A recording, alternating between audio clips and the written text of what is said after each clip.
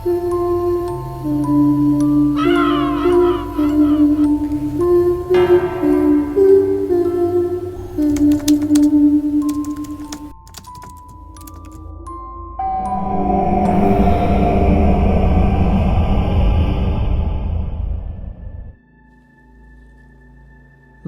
araw, Miss Terry. Ako nga po pala si Simon. Nais ko lang magbahagi sa inyong taga-subaybay ng isang pangyayari sa aking buhay. Naulila na po ako sa mga magulang at nag-iisa lang akong anak. Lumaki ako sa bayan ng Pangasinan pero sa Maynila ako nagtatrabaho. Bago mamatay ang aking mga magulang, ay napagtapos nila ako ng pag-aaral. Yun nga lang, hindi na nila inabot yung masasabi kong pag-asenso ko. Si tatay ay namatay ilang buwan bago ako makagraduate, habang si nanay naman ay namatay sa aksidente. Pero magkaganon pa man, ay minahal ako ng kamag-anak nila. Mula nang makapagtrabaho na ako ng maganda sa Manila, ay minsanan na lang ako kung makadalaw sa Pangasinan. Naaalala ko kasi yung mga sinasabi sa akin ni nanay na wag akong makakalimot sa mga taong nakatulong sa akin. Sumalangit nawa ang kaluluwa ni nanay. So iyon nga po, nakapagpundar na ako ng bahay at sasakyan. At yung isang beses na pag-uwi ko sa Pangasinan ay isa sa mga hindi ko malilimutang karanasan.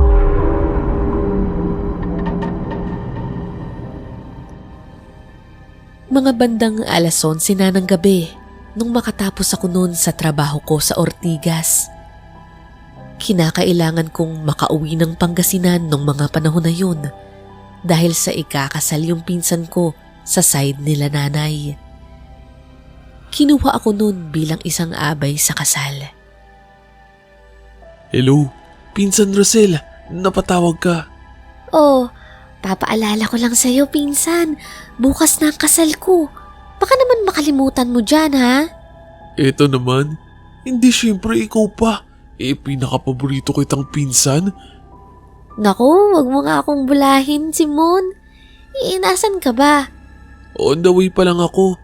Kakatapos ko lang sa trabaho Uuwi muna ako sa bahay para kunin yung mga gamit ko. Ganun ba? O siya, sige, basta mag-ingat ka, ha? Si nanay at tatay, kanina ka pa inaantay. Salamat, pinsan. Sana pinagluto ako ng masarap na puto kalasyaw. Naku, kanina pa yung nakahanda.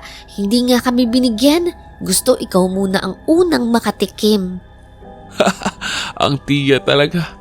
O siya, sige pinsan. Tawag na lang ako ulit mamaya Pagkatapos ng tawag ko kay Rosel, ay nagligpit lang ako ng mga gamit ko sa opisina at umuwi agad ako ng bahay para kunin lang ang mga damit na dadalhin ko sa pagbisita ko sa probinsya.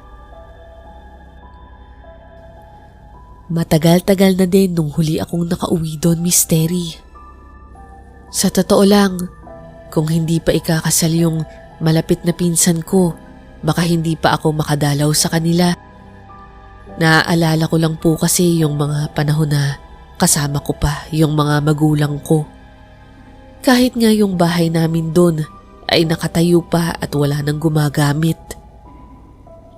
Mga pasado 12:00 na nung umalis ako sa Manila papuntang Pangasinan. May kasamang antok na din ako noon, Miss Terry. Medyo mabilis naman yung biyahe sa NLEX, kaya mga 3:00 na siguro noon ay nakapag-exit na ako. Sa bandang service road na ako noon at may kadilima na nang biglang tumawag sa akin si Rosel. Ikinagulat ko nga yun at nawala ang focus ko sa manibela. At sa kasamaang palad, Miss Terry, ay may nahagip akong isang babaeng tumatawid.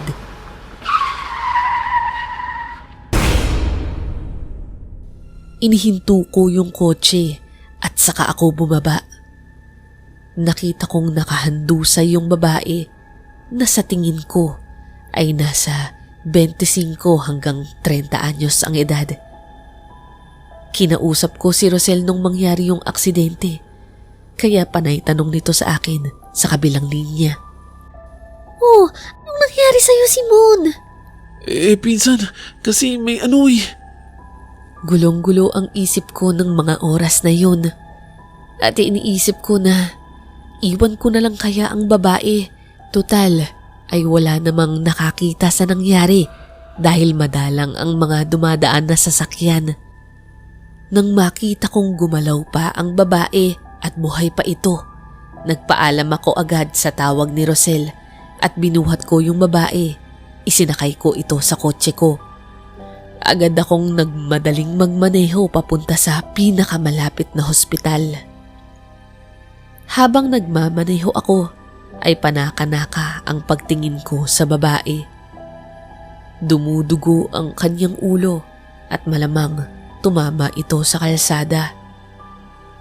Pagdating ng ospital ay pinasok agad yung babae sa emergency room. Tumawag naman ako sa pinsan ko para malaman niya yung nangyari sa akin sa kalsada. Hello, pinsan. Mabuti naman at sinagot mo. Ano bang nangyari sa'yo? Pinsan, nakasagasa ako ng babae. Ano? Nasaan ka ngayon? Kamusta yung babae? Namatay ba siya? Ikaw, kamusta ka? Isa-isang tanong lang, pinsan. Okay naman ako. Yung babae, nasa emergency room pa. Hindi ko pa alam yung kalagayan niya. Pero oo, buhay naman siya. Saang ospital ka ba at pupuntahan ka namin? Hindi na, ano ka ba? Bukas na yung kasal mo. Yun ang asikasuhin mo. Okay lang ako rito. Nagpaalam na ako kay Rosel sa kabilang linya upang hindi na sila mag-alala pa sa akin. Nagdadasal ako na sana ay hindi naman malala ang tinamo ng babae. Mga ilang oras din ang lumipas at nilapitan ako ng doktor. Nakaupo ako noon sa labas ng emergency room. Kayo po ba ang kamag-anak ng biktima? Hindi po. Ako lang ho yung nagdala sa kanya. Nasagi ko ho kasi sa kalsada. Tapos ho nawala ng malay. Dok, kamusta na ho siya? Maayos naman siya. Tumama lang yung ulo niya kaya kailangan niya siguro ng CT scan para ma-check natin kung may internal injury. Naku, mabuti naman ho kung ganun. Kailan ho siya pwedeng lumabas? Kapag nagkamalay na siya, ay pwede naman siyang lumabas na dahil wala naman kaming ibang nakitang malalang injury sa kanya. Magpapasalamat na ako noon sa doktor nang biglang nagsigawan ang mga nurse dahil yung babaeng nasagasaan ko ay nagpupumilit na umalis na ng ospital. Kailangan ko nang umalis dito. Ma'am, huminahon kayo. Na-aksidente ho kayo. Kailangan niyo munang magpahinga. Anong aksidente? Okay na ako. Wala na akong nararamdaman kaya palabasin niyo na ako. Mawalang galang na miss. Ako nga pala yung driver ng sasakyan na nakabangga sa'yo. Kailangan ho kasing magpahinga muna kayo. Tapos kailangan nyo ring i-CT scan para masiguro natin na wala talaga kayong matinding injury. Nasisiguro ko sa'yo wala akong injury, wala na akong nararamdaman, okay na ako. May kailangan pa akong puntahan.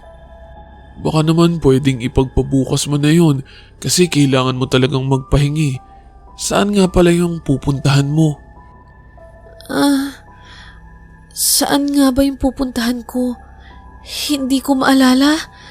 Basta ang alam ko, may mahalaga akong pupuntahan eh. Ano nga palang pangalan mo? Tsaka taga saan ka? Pangalan? Taga saan ako? Anong nangyayari sa akin? Bakit hindi ko maalala kung sino ako? Ano? Hindi mo alam kung sino ka? Dok, anong nangyayari sa kanya? mayroon siyang temporary amnesia. Normal naman ito sa mga katulad niya na nagkaroon ng aksidente.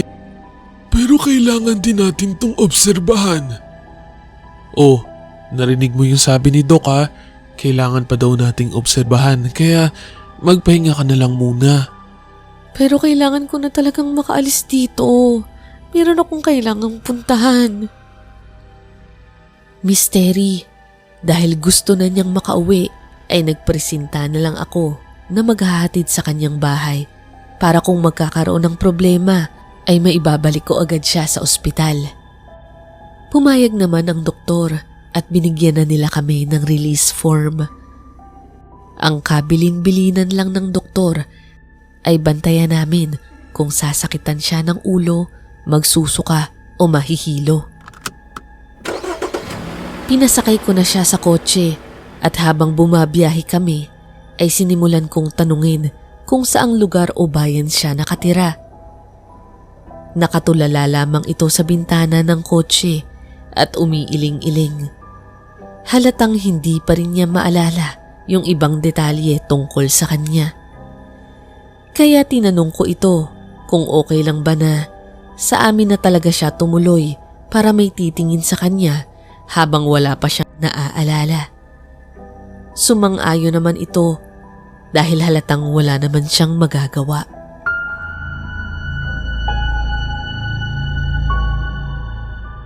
Dumating kami sa bahay namin at biglang nagbalik ang alaala nila nanay at tatay sa akin. Kaya bigla na lang akong napaluha. Malaki ang bahay namin na yun. Walang nakatira pero malinis naman ito dahil paminsan-minsan ay binibisita ito ng mga kapatid ni nanay. Malapit lamang yung bahay ng pinsan ko sa bahay namin, Mystery. Siguro ay nasa 3 kanto lang yung pagitan at yung simbahan kung saan sila ikakasal ay malapit lang din naman. Since hindi maalala ng babae ang kanyang pangalan, ay tinawag ko na lamang siyang Helen pansamantala. Nang maihatid ko si Helen sa kwarto, ay pumunta na din ako sa aking kwarto para magpahinga. Ngunit bago ako matulog, ay tumawag muna ako kay Rosel upang ipaalam na okay na ako at nakauwi na sa bahay. Mabuti naman at nakauwi na kayo. Kamusta naman siya? Okay naman. Kailangan niya lang daw bumalik para magpa-CT scan. So, hindi ka na ba talaga makakapunta bukas? Insan, yun nga yung gusto kong ihingi sa'yo ng paumanhin. Baka hindi talaga ako makapunta bukas eh. Kailangan ko kasing bantayan pa tong si Helen. Sabagay, naiintindihan kita doon. Pero, kung kaya mong humabol, habol ka ha? Oo ba? Kung sakaling maayos yung pakiramdam ni Helen, susunod kami. Naunawaan naman ito ng pinsan ko at pinilit na lang din niya ako na pagkatapos ng honeymoon nila ay bumisita ako sa kanilang bahay na agad ko namang sinang-ayunan.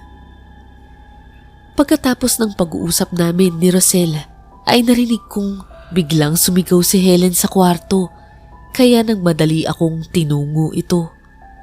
Nakita ko ito na takot at nakahawak sa kanyang ulo. Oh Helen, anong nangyari sa'yo? Bakit bigla kang napasigaw? Mayroong babae. May babae sa labas ng bintana. Anong babae? Wala naman ah. Meron. Nakita ko. Nakatitig siya sa akin. Pinaupo ko siya at pinakalma muna. Sinabi ko na baka nagkaroon lang siya ng hallucination dahil ng aksidente na nangyari sa kanya. Pero iginiit niya sa akin na mayroon talagang matandang babae doon. Kaya para mapalagay ang kanyang loob, ay sinilip ko ulit yung labas ng bintana. Nung makumpirma ko na wala, ay doon lang ito kumalma at nagpaalam na sa akin na magpapahinga na siya. Kinaumagahan ay dumiretso kami ng ospital ni Helen para ipasuri ang kanyang ulo. Habang nag-aantay ako sa kanya na matapos ang CT scan, ay tinawag ko si Rosel para i-congratulate siya sa kanyang kasal. Sinabi ko na lang na pagkatapos namin sa ospital ay dadaan na lang kami ng simbahan para makita ko din ang napakasayang araw ng kanyang buhay. Maya-maya pa ay lumapit si Helen na para bang nanginginig. Oh, bakit? Anong nangyari? Kinabahan ka ba? Hindi naman. Kaso parang may nakita kasi ako. Ano? Ano yung nakita mo? Naaalala mo ba yung batandang babae na sinabi ko sa'yo kagabi? Yung nakita ko sa bintana? Oo, naaalala ko. Bakit? Nakita ko siya ulit kanina. Nasa labas siya. Nakasilip ulit dun sa may pinto. Tumayo ako at hinanap ko kung saan yung babaeng tinutukoy ni Helen. Nung wala akong makita, ay kinausap ko yung guard sa ospital kung may napansin ba silang matandang babae na parehas sa pagkakalarawan ni Helen. Ngunit lahat sila ay iisa lang ang sagot.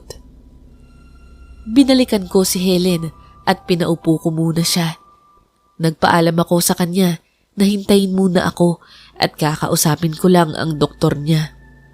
Pagkatapos kong maibahagi sa doktor niya yung mga nakikita ni Helen, ay kinumpirma sa akin ng kanyang doktor na maaaring nakakaranas si Helen ng hallucination. Pero mas maganda na daw na wag na lang painumin ng gamot at hintayin na lang namin na bumalik ang dating alaala ni Helen bago siya mag-undergo ng gamutan. Pagkatapos namin sa ospital ni Helen, ay tinanong ko siya kung pwedeng dumaan muna kami ng simbahan dahil ngayong araw ang kasal ng aking pinsan na si Rosel. Tumango naman ito sa akin, hudyat ng kanyang pagpayag. Naaawa ako sa kalagayan ni Helen Misteri. Sinisisi ko ang sarili ko sa nangyari sa kanya. Kung naging maingat lamang ako sa pagmamaneho, ay hindi sana ito mangyayari.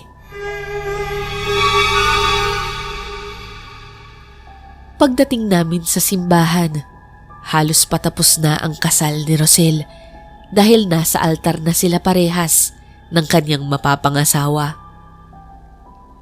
Niyaya ko si Helen na pumasok sa loob ng simbahan, ngunit nang makita niya yung loob ay biglang sumakit ang kanyang ulo at nagtatakbo papasok ng kotse. Agad ko naman itong sinundan na may halong pagtataka. Anong problema, Helen? Hindi ko alam. Biglang sumakit yung ulo ko. Ganun ba? Baka naman may naalala ka nung nakita mo yung simbahan. Ewan ko. Hindi ko alam. Pwede bang umuwi na tayo? Gusto ko nang magpahinga. Sige, kung yan ang gusto mo. Dahil doon ay nasayang ko ang pagkakataon na makita ang pinsan kong ikinakasal. Pero hindi ko naman masisisi si Helen dahil kasalanan ko naman kung bakit nangyari ito sa kanya. Siya pa nga ang dapat magalit sa akin. Kaya pag uwi ng bahay ay dumiretso agad ito ng kanyang kwarto, habang ako naman ay nagluto ng makakain namin. Kahit papaano naman po, Misteri, ay marunong akong magluto. Naturuan din kasi ako ng aking yumaong nanay. Nang makapaghanda na ako ng pagkain, ay tinawag ko si Helen para sumabay na sa akin. Napansin kong hindi niya ginagalaw yung mga niluto ko. Helen, hindi mo ba nagustuhan yung ulam? Hindi naman sa ganun. Hindi mo kasi tinitikman eh. Hindi pa siya nakakasagot nang biglang tumunog ang cellphone ko at si Rosel ang tumatawag. Nagpaalam ako kay Helen na sasagutin ko muna yung tawag at mauna na siyang kumain. Hello, pinsan. Kamusta? Hindi ka talaga pupunta? Ang totoo niyan, sumilip ako sa simbahan kanina. Kaso Biglang sumakit yung ulo ni Helen kaya umuwi na lang muna kami. Congrats nga pala pinsan. Kamusta ang feeling ng bagong kasal? Okay naman, masaya, salamat Pero, kamusta na siya? Okay na ba siya ngayon? Bumalik na ba yung alaala niya? Hindi pa nga Wala daw katiyakan yung pagbabalik ng ganun. Baka tumingin ako sa barangay o police station. Baka may naghahanap na sa kanya Oo, tama. Mabuti nga na yun ang gawin mo. So kahit sa reception, hindi ka na talaga makakahabol? Hindi na pinsan. Tsaka nakakahiya naman. Hindi na nga ako umattend ng kasal. Tapos makikikain ako sa reception mo. Baliw. Siyempre okay lang yun kung ganun, magkikita tayo after na ng honeymoon namin. Ilang araw pa yun. Oo nga pagbalik mo na lang. Saka na lang tayo magkita at saka pakilala mo sa akin yung asawa mo. O siya, sige. Ano pa nga bang magagawa ko? Ingat ka dyan Ingat kayo. Mag-enjoy ka din sa honeymoon Pagbalik mo dapat may pamangkin na ako. Pagkababa ng tawag ay agad kong pinuntahan si Helen sa kusina pero wala na ito. At halos hindi man lang kinain yung niluto ko. Kaya ako na lang mag-isa yung kumain. Pagkatapos ay naglikpit agad ako para magpahinga. Hindi ko alam kung anong oras na yon nang maalimpungatan ako, Misteri, dahil pagdilat ng mata ko, bukas ang pinto ng kwarto at si Helen ay nakatayo rito, nakatitig lang sa akin. Agad akong napabalikwas dahil sa sobrang gulat. Helen, anong ginagawa mo? Nagulat naman ako sa'yo. Wala, nagising lang ako at nagbanyo. Nakita ko kasi nananaginip ka. Gigisingin sana kita. Ganun ba? Pero sa susunod, huwag mo nang gawin yung nakatayo ka lang dyan sa labas ng pinto. Atakihin naman ako ng nerbyo sa'yo. Ganun ba? Pasensya ka na. Sige, matulog ka na ulit. Babalik na ako sa kwarto. Sa pagkakatanda ko, Misteri, hindi ako binabangungot. Taliwas sa dahilan ni Helen kung bakit ito nakatayo sa labas ng kwarto ko.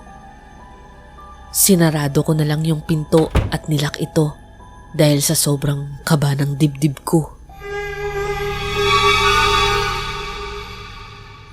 Kinaumagahan ay nagpaalam ako kay Helen na mag-iigib ako ng tubig sa poso sa likod ng bahay namin.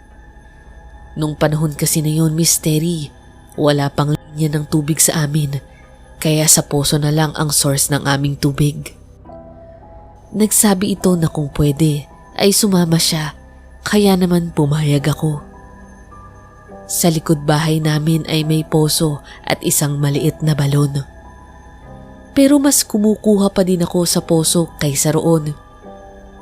Umupo si Helen malapit sa balon at pinapanood niya lang ako habang nagbobomba ng tubig sa poso. Nang maya-maya ay narinig ko ang malakas at takot na sigaw ni Helen. Oh, Helen! Anong nangyari? Sa balon! Merong tao sa balon! Ha? Anong meron dito? Tumayo ako upang silipin ang sinasabi niya kung anong meron sa balon. Anong meron dito? Wala naman Meron! Meron akong nakita! Anong nakita mo? Habang nakasilip ako dyan, tinitingnan ko yung sarili ko sa tubig. May isang babaeng refleksyon mula sa tubig. Katabi ko siya. Katabi mo? Wala naman akong nakitang ibang tao rito Sigurado ka ba dyan? Sigurado ako.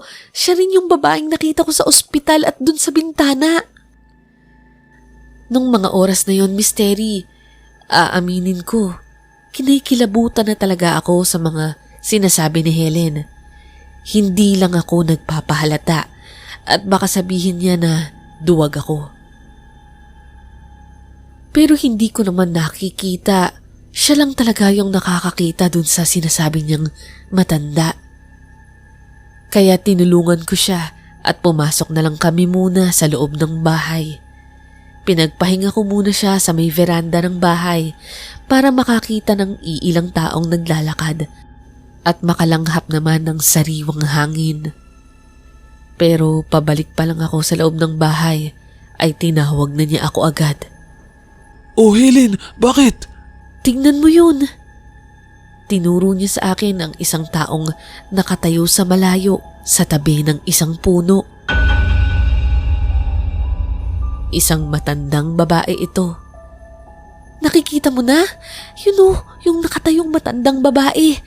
Siya yung ilang beses na nagpapakita sa akin. Oo, nakikita ko na. Siya pala yun. Sa pagkakataong yun, Miss Terry, ay sigurado na akong hindi multo o hallucination yung binabanggit ni Helen. Upang makita ko mismo sa aking mga mata ang itsura nito, ay nagmadali akong lumabas upang puntahan yung matanda at tanungin na rin kung ano ang pakay niya kay Helen.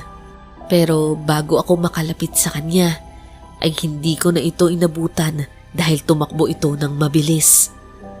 Malamang sa itsura ng babae, ay sa tingin ko, kilalang kilala niya si Helen. Kinagabihan ay nauna na sa kwarto si Helen para magpahinga, habang ako naman ay nasa sala at nanonood ng palabas. Maya-maya, nakarinig ako sa labas ng isang yabag sa bubong, parang isang taong dahan-dahang humahakbang, at pagkatapos ng bawat hakbang ay makakarinig ka ng isang huni ng isang pusa. Lumaki din ako sa probinsya, kaya alam ko yung mga ganoong bagay. Alam kong isa itong tiktik o aswang. Kaya kumuha ako ng isang dakot ng asin at kahit natatakot ako noon, Miss Terry, ay lumabas ako ng bahay at isinaboy ko sa bubong namin. Narinig ko ang pagtalon at pagaspas ng kung anong bagay ang nasa bubong ng bahay. Nawala na ito, kaya nakahinga na ako ng maluwag. Napaisip na lang ako bigla, anong gagawin ng isang aswang dito sa amin? Ano ang meron dito sa bahay? Kaya naisip ko agad si Helen. Kinabukasan ay nagising ako sa tawag ng ospital. Nang sagutin ko ay yung nurse na tumitingin kay Helen ang tumawag. Nagtanong ito kung may iniinom bang gamot si Helen. Sinabi ko naman na wala namang nareseta sa kanya ang doktor. Ay, buti na lang po sir kung ganun. Bakit? May problema ba kung iinom siya ng gamot? Hindi niyo po ba alam sir? Buntis po siya. Hindi po siya basta-basta pwedeng uminom ng gamot. Buntis? Buntis si Helen? Opo sir, kaya pakibantayan na lang po siya. Binaba nito ang telepono at naiwan akong nakatulala. Agad kong pinuntahan si Helen sa kanyang kwarto at nagulat pa nga ito sa akin. Helen, Oh, bakit? alam mo bang buntis ka? Ha? Buntis ako? Hindi ko alam. Agad itong sumigaw dahil sa sakit ng ulo. Maaaring may bumabalik sa alaala nito dahil sa nalaman niyang buntis siya. Dinala ko agad si Helen sa ospital upang mapatingin. At dun nga ay nakumpirma na 3 buwan na itong buntis. Naiisip ko na kaya pala may sumusunod sa kanyang matandang babae ay dahil sa buntis ito. Ganon na lang din ang dahilan kung bakit may aswang sa bubong nung gabi ding yun.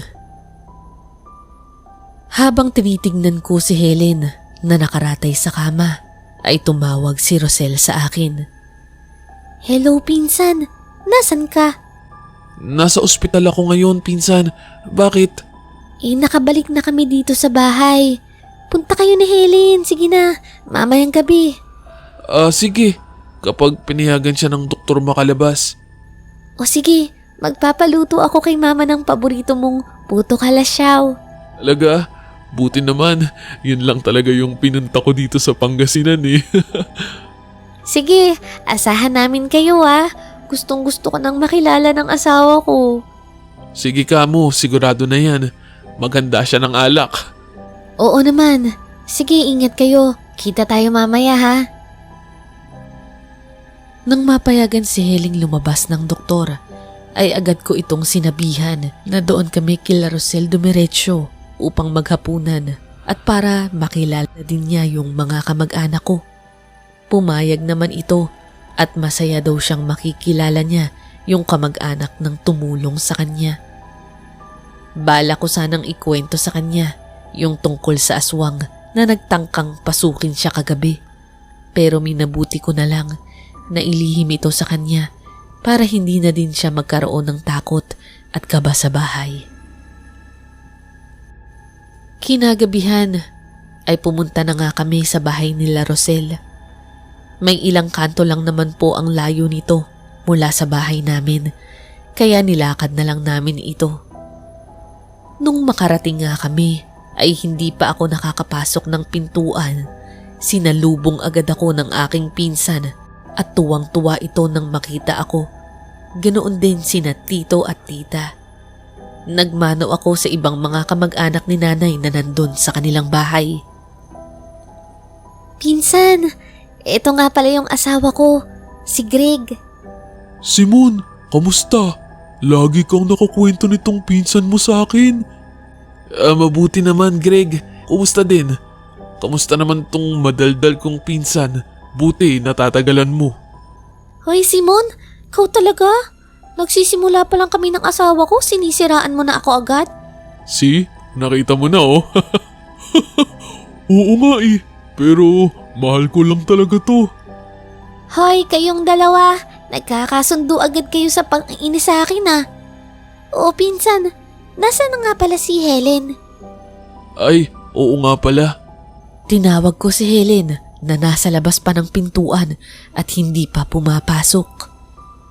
Ayaw sana nito dahil nahihiya pero hinila ko na lang ang kamay niya. Nung makita siya ng lahat ay nagulat ang mga pinsan at kamag-anak ko dahil nakalimutan kong banggitin misteri. Maganda si Helen. Hindi makapaniwala ang iba naming kamag-anak. Inisip nila na baka nagdadahilan daw ako, baka asawa ko daw ito o girlfriend. Pero nung pinakilala ko si Helen kay Greg, ay nagkatitigan ang dalawa. Oh, Greg, magkakilala ba kayo ni Helen? Huh?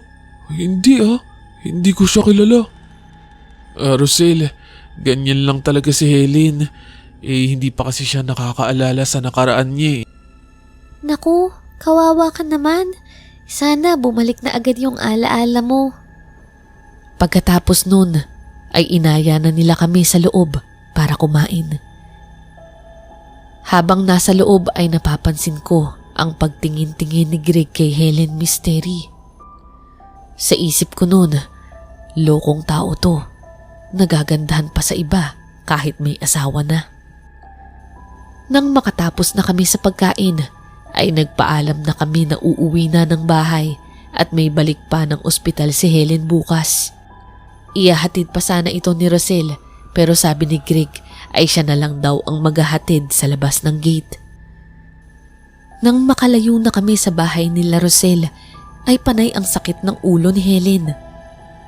Nakita ko naman sa malayo ulit yung matandang babae na panay ang sunod sa amin. Kaya nagmadali na kaming maglakad upang makarating na agad sa aking bahay. Nung makauwi ay hinatid ko sa kwarto si Helen at doon ay hinayaan ko na siyang magpahinga. Pagpasok ko sa kwarto habang nag-aayos ay naalala ko nga pala ang gatas na binigay ng nurse para kay Helen na dapat niyang inumin. Kaya nagtungo agad ako sa kusina at nagtimpla. Noong ihahatid ko na sa kwarto ni Helen yung gatas, may narinig akong nag-uusap sa loob ng kwarto at nakinig ako sa labas ng pinto. Hindi ako pwedeng magkamali.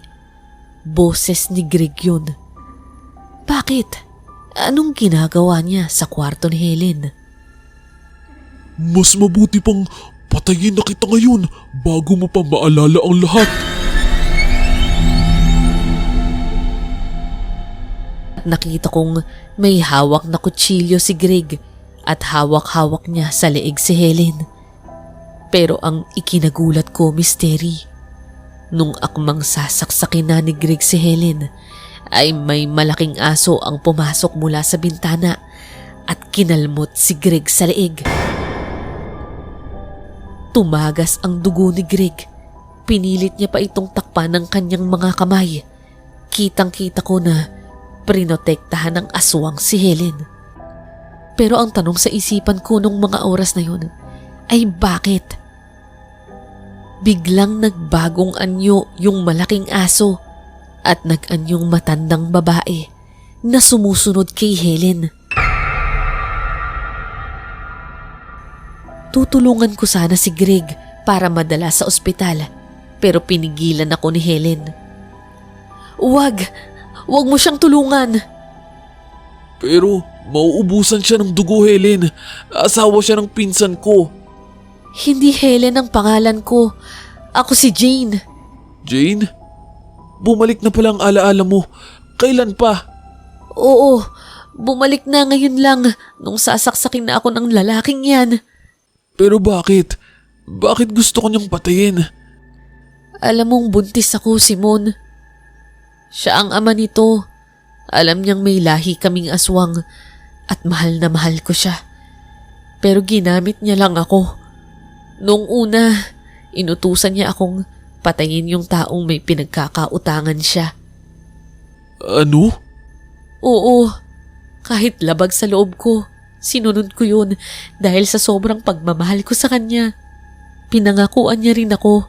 Ang sabi niya, magpapakasal lang siya sa pinsan mong si Rosel.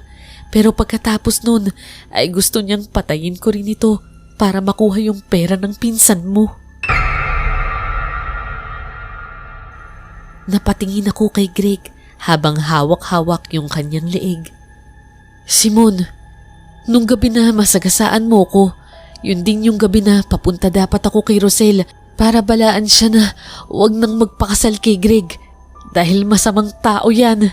Kahit ako, ginamit lang niya ako. Pero dahil nga sa aksidente, nawala ang memorya ko. Iyang matandang aswang na yan. Sino yan? Huwag mo sabihing nanay mo yan. Oo, Simon. Nanay ko siya. Ngayon ko lang din naalala kung sino siya. Natakot lang ako nung una dahil bigla-bigla na lang siyang sumusulpot dito. Saglit na lumapit sa akin si Helen o tulad nga ng sabi niya, si Jane, para magpaalam sa akin. Salamat sa pag-aalaga sa akin, Simon. Tatanawin kong isang utang na loob ko yun sa'yo. Pasensya na din sa nangyari. Pero para din yan sa ikabubuti ni Rosel. Ikaw na lang sana ang bahalang magpaliwanag ng lahat. Pagkatapos niyang magpasalamat, ay lumabas na agad sila sa bintana. Pagtingin ko kay Greg, ay wala na itong buhay.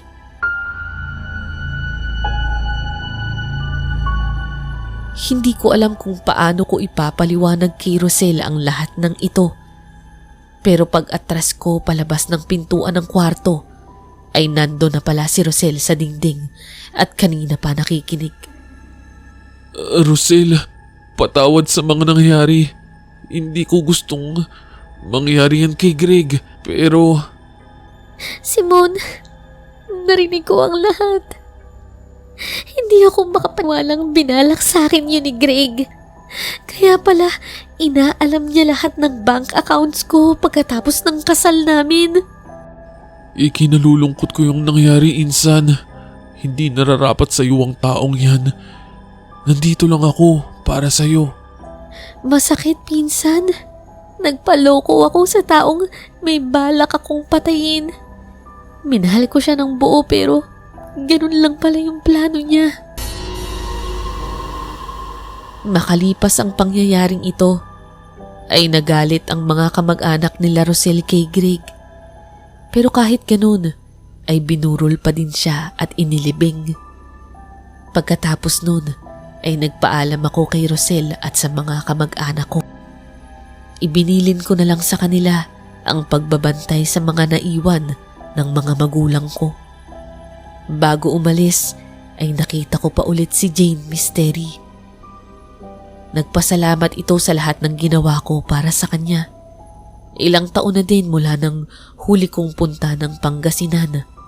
Ang balita sa akin ni Rosel ay nag-asawa na siya ulit pero hindi na nagpakasal. Sa ngayon ay pinaplano ko ulit bumalik sa probinsya namin. Pero ngayon ay may kasama na akong pamilya. Kasama ko ang aking asawa at 2 anak. Hanggang dito na lamang po ang aking istorya, Misteri. Sana po ay nag-enjoy po ang inyong tagapakinig. More power po sa inyong channel.